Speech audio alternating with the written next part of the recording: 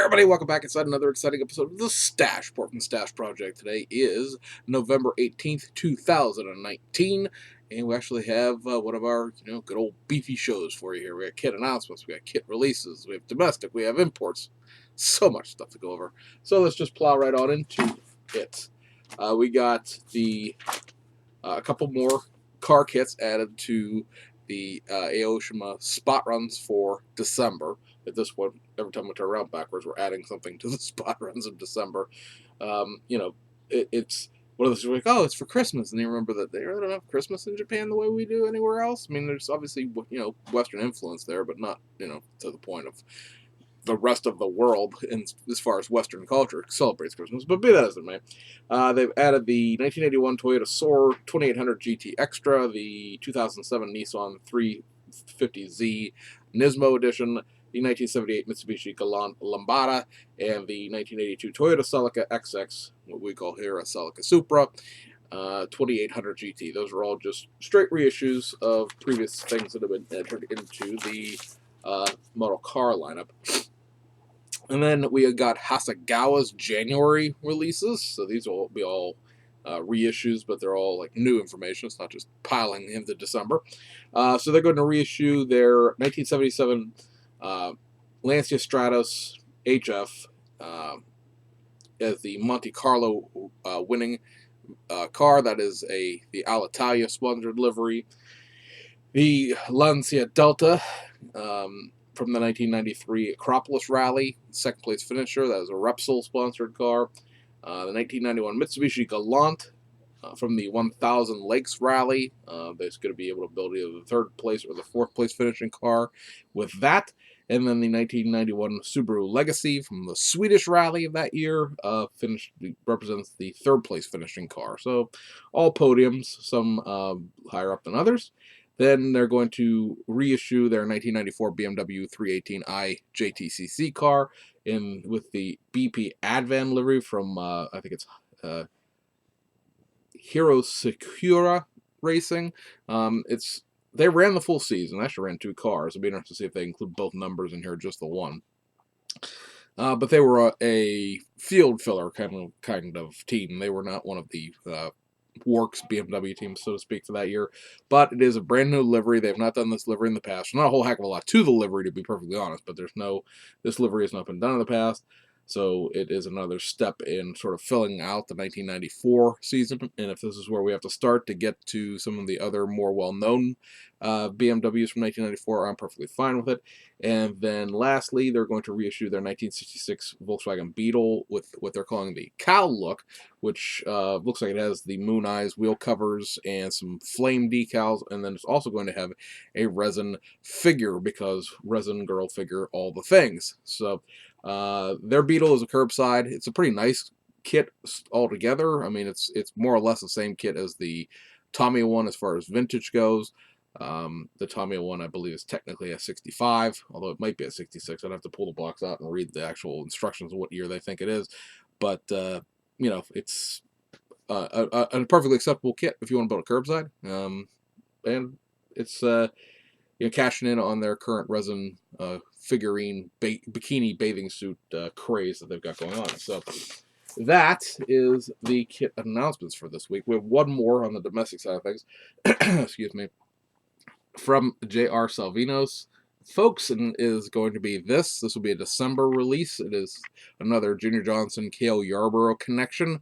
This is a 1977 Monte Carlo. I think I'm not sure. I saw somebody say something about seeing this car at Nashville, because back in the day there was racing in Nashville. I don't know if this is a Nashville car or this is Daytona 500. I didn't bother to look it up. They're never going to admit to it because they don't want to pay the licensing to the racetracks, which I understand. And anyway, this is your Holly Farms Monte Carlo. Salvino's reminding you that their kits are for 18 years and older. Keep that in mind out there, you kiddies. And then we go into the kit releases. So there's one kit release on the domestic side of things. It's also J.R. Salvinos, and it is the Junior Johnson Cale Yarborough 1979 Daytona 500 Busch-sponsored Oldsmobile. So this kit does come with Busch livery decals, which is very cool. It was, going to be interesting to see if they would just straight up do the decals the way they are, or if they were going to, scramble the word Busch up on it. It's very interesting to see the Busch logos are on the box. And so bravo to them. I know they're selling this, again, they're just 18 years and older, so they can sell these things as adult collectibles rather than as model kits per se, and that allows them to do things like tobacco and alcohol sponsorships. Decals look great. They are Power Slide decals. I think they said Microscale made these ones. Microscale makes good decals. They're here in the United States. Cartograph, sort of like the carte blanche of decals, but in reality, Cartograph does a few bells and whistle kind of decals, like foil, chrome, and things like that. That is pretty much not done by any other manufacturer. Beyond that, you really do you need Cartograph for everything? Yeah, not necessarily. Plus, doing decals with microscale means that they're being done here in the U.S. and you're not waiting for international shipping and things like that. So, at any rate, there'll be perfectly good decals. I think I'm not sure if there's masks in here or just a diagram of how to mask off the side, because they do not include like the dark blue areas on the decals. So you do have to mask a two-tone there. The Busch logo on the hood is the full-size thing, so it's a great big rectangle with mountains on it. So you don't really need to mask that as much as just paint the hood blue and go for it. So anyway, that kit is out there for the vintage NASCAR aficionados. And that'll take us overseas to Japan. There are a number of reissues out of Aoshima, as well as a new toolkit out of BMAX, one of the finally new toolkits out of BMAX. And this, by the way, is not the Carina, although that looks like it's going to drop any day now in Japan. But it is the other BMAX kit that we were waiting on, and it globally released more or less all at the same time, within a few days of each other. So this is not the thing we've been harping on about. It's been out for a month and we still don't have it. This is a legit new toolkit from BMAX, and we'll get into it in a second. So starting out with the one kit we have from Fujimi for this week, and it is this the reissue of the second gen Isuzu Bighorn. This is a really, really incredibly basic kit, even by Fujimi standards. I believe this was an old motorized toy, or perhaps a 1/24 scale RC car at some point in time.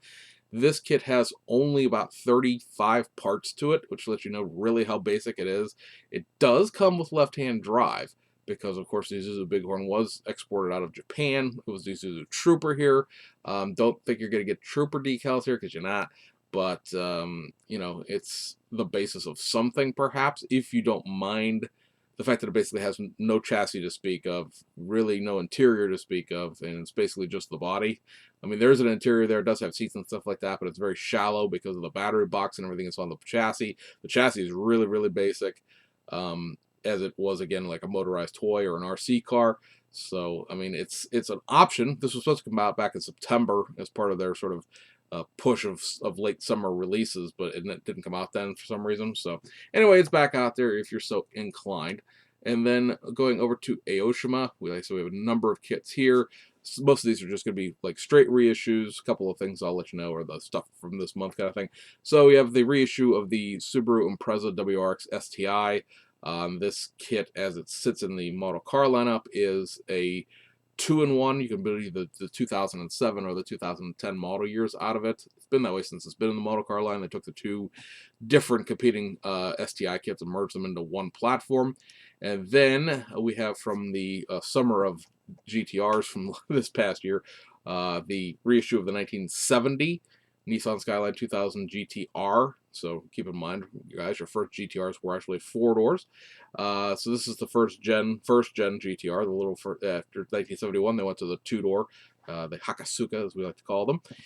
This is, of course, the originating car, the 4-door. And then in 1971, since the GTR was now on the 2-door platform, the Skyline just became the 2000 GT.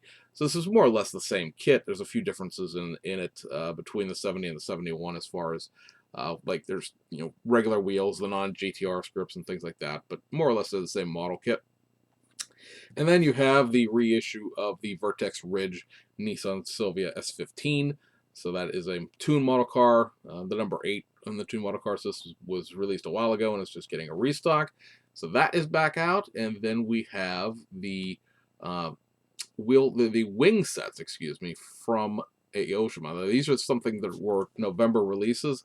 So you have 2 wing parts, as they're calling them, Volume 1 and Volume 2. They each have 3 wings in them per box. So you see here what you get in the wings part one. Some center mount wings. Some of them are, I don't know, I consider that to sort of kind of be a GT3 and a GT1 style wings.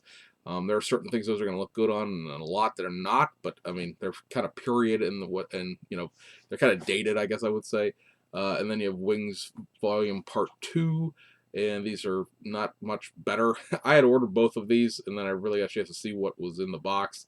And overall, I figured it really wasn't worth the $14 when I thought back on it, because there's basically one wing out of both of them, or one wing out of each that I like, and I couldn't see buying the other two wings.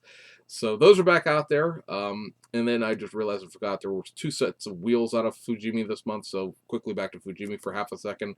You have this, which are the 15-inch, what are we calling these? I'm lost my train of thought. They are the Longchamp. There we go. It's like I recognize them, and I know the words are right there. The Longchamp XR4s. So these are, I think they would technically be an inch smaller than the ones you get out of Aoshima, but that assumes that they're scaled accurately. As far as like an inch thinner, or an inch, I should say, shorter in diameter rather than thinner. But is it going to be something you can notice? I'm not sure. Unfortunately, these are one-piece wheels, and they are not painted or chromed or anything else like that. They are sort of molded in a dark gray plastic, so making them look like the box, as far as having like a chrome lip, and it looks like it's kind of a magnesium or a light gunmetal finish on the wheel. You have to do that yourself. And then the other set that we have is Fujimi's version of the 20-inch BBS LMs. This again is a one-piece wheel, and it is molded in a dark gray, so making the center black or a dark gunmetal, and then the wheel barrel lip be chrome or stainless steel or polished aluminum, whatever it is in real life. I think it's probably polished aluminum. Again, is your problem, so know that going in. It's just some wheel options where they all do come with tires, poly caps, and things like that. Some of them come with disc brakes, and some of them don't. I'm not sure either one of those do. I don't think either one of those do, but some of them have in the past. It sort of seems to be all in the sense of like what those wheel sets were packaged with, as far as in the past, and they came out as wheel sets. Remember we talked about Aoshima's wheel sets come out in groups of 4. They're doing these sort of individually rather than running them in groups of 4. Like they're running I'm sure their tools are set up the same way, where there's 2 or 3, 4 wheel sets per insert, but they're running them and then they're sort of spreading them out. I'm pretty sure they didn't tool 20-inch wheels and 14-inch wheels on the same tool like that. So we're sort of getting them spread out. So some of the wheels have come with the disc brakes that a lot of people like from the Fujimi wheel sets. A lot of them don't. It all depends on, again, what insert the wheel sets are from, because they're not being released in an order that makes sense, if you will. They're just sort of being spread out over the months to give Fujimi some things to put onto the market, but they're not necessarily being released in the groups that they are coherent to. I guess that makes sense. And then that'll bring us to the last kit for this week, and it is the new toolkit from BMAX, and it is this, what we've been waiting on, a number of us have been waiting on for so long now, the Mitsubishi Starion Group A kit. So this kit, as it comes, represents a 1987 JTC car, which is the STP car on the box art. You also get decals in the box to do the 1988 Ghia Racing Macau, which actually is a 2-in-1 decal of its own right, because you can build either one of the 2 team cars that ran in the 1988 Ghia Racing Macau. It'd be very interesting to see if somebody does a conversion set to convert the Rally Art livery for the 1988 Macau cars back to the JTC cars, because both of those cars, they're the number 2 and the number 5 in the Ghia Racing Macau livery, ran number 2 and number 5 in JTC. We've talked about it before, where European cars would run their European races and then they get sent to Asia, so they were always a year behind. Obviously, Mitsubishi, being a Japanese company, isn't going to have that same thing, but they do have the thing where the Ghia Racing Macau, which just happened here, as a matter of fact, this past weekend, very, very excellent street race. If you've never seen it, go look it up on YouTube, or there was also coverage of it live on Facebook. It's just like I think I want to say it's a 22 lap street race. Very cool. This year was very, very good race. Couple accidents. Nothing like the one year in practice where half the field crashed in the one corner. But that race is pretty much the same as it's always been. I mean, the street layouts have changed slightly through the years, but pretty much the layout they're on in 2019 is the same layout they would have been on in 1988. But the point being, after the JTCC season was over in the early fall, they would then have been sent to Macau to race. So the Rally Art livery that you get with this is pretty much the same livery that ran in JTC, with a few minor differences and obviously different drivers, because they would be Japanese drivers in the JTCC season, whereas they had European drivers drive the cars in the Ghia race of Macau. So, or luckily one European, one Australian. So it'd be interesting to see if anybody backdates that. I found one reference shot of sort of a 3/4 front of that Rally Art livery, but it's not enough for me to be able to make decals from it, unless somebody can get me sort of a rear 3/4 or rear shot of the car and an overhead shot of the car, so I can see if there's anything different about the roof decals. I know who the drivers were, and I know the typeface the drivers' names are in, so that's not really a problem, but I'm going to personally hold off on doing those decals, or trying to do those decals, because I'm pretty sure the aftermarket will come in somewhere along the lines and, you know, release a tiny little fill sheet of, you know, a few associate sponsorships and a couple different driver names to make this be able to be a 1988 car. 1987 car won the first and the second round of JTCC, otherwise didn't do all that particularly thrilling. 1988, they were field fillers, because 1988 was the year the Cosworth powered, or that's a Cosworth powered, but the Cosworth powered Ford RSs, the what do we call them? Those, I'm gonna lock my the Sierras, the RS 500s. There we go. The RSs was a rally car. The RS 500 Sierras came over from Europe and field stomped JTCC for about a year and a half. So, I just heard my oldest kid yell at my youngest kid. Fantastic. Go break that fight up after I get done with this, I guess. So anyway, this kit's out. Like I said, brand new tool, completely new tool. You do have to drill out a lot of holes in this kit. So on the chassis, in the interior, it's obviously set up to be many other things in the future. A little bit different front end and a different hood. You could back that into 1985, which is sort of the Rally Art livery that the old Fujimi kit came with. There, of course, is a Group B, although never raced in Group B, rally car that Mitsubishi was working on prior to Group B dissolving. The car did get built, and it ran in mostly Group X, which is exhibition racing. It won a couple of exhibition races as a rally car, so it's not historically insignificant, I guess. But when you get this kit, you'll notice the chassis is just a chassis plate with all of the things missing. A lot of people say separate hood and everything's missing. Nothing's molded into the chassis. That means that there should be an engine for this. Whereas I'm telling you again, the hoods are different on different years. The Rally hood is completely different than the Group A race hood, as well as the fact that the Group B, Group X rally car was a Mitsubishi Starion on the running gear, suspension, and things out of a Mitsubishi Montero or Pajero, depending on which way you want to look at that. So it was a truck underneath the car.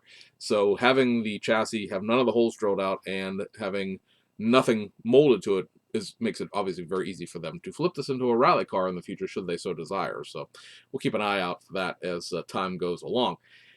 We'll do an in-depth look at this kit, maybe, if anybody is interested, when we actually get ours over from Japan. And then there is also a detail upset for it, which gives you some seatbelt material, the air jack interface, a metal antenna, obviously the photo etch itself, which is a little more robust than this than it is in some kits.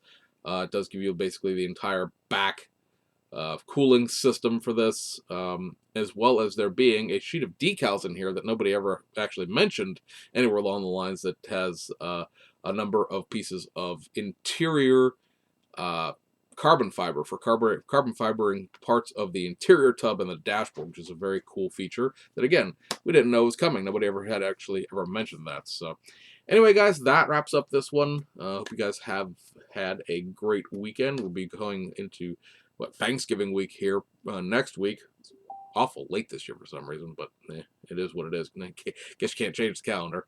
And that means holidays will be upon us, and that means it'll be 2020 really before you know it. So anyway, guys, we'll see you on the other side.